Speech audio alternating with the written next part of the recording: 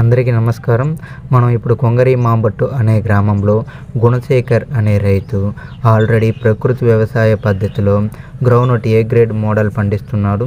ఇప్పుడు మరికొంత భూమిలో వరి పంటను ప్రకృతి వ్యవసాయానికి ముందుకు వచ్చారు. என் பேர் குணசேகர். நான் கொங்கரை மாம்பட்டு வில்லேஜில் இருக்கேன். நான் ஏற்கனவே இயற்கை முறையில் நிலக்கடலை விவசாயம் பண்ணிகிட்ருக்கோம்.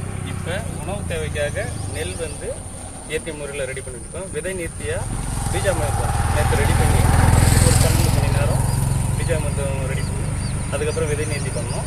விதை நீர்த்தி பண்ண விதையை இன்றைக்கி லைட்டாக உலர்த்தி விதைக்கிறோம். இந்த விதை பார்த்திங்கன்னா நல்ல முளைப்பு திறனுக்காக பீஜாமிருதம் ரெடி பண்ணியிருக்கோம். వరి పంట చుట్టూ గట్ల మీద బయోడైవర్సిటీ క్రాప్గా బంతి ఆముదం పెట్టించడం జరిగినది. మరియు అలసందలు, పెసలు, కందులు కూడా పెట్టించడం జరిగింది.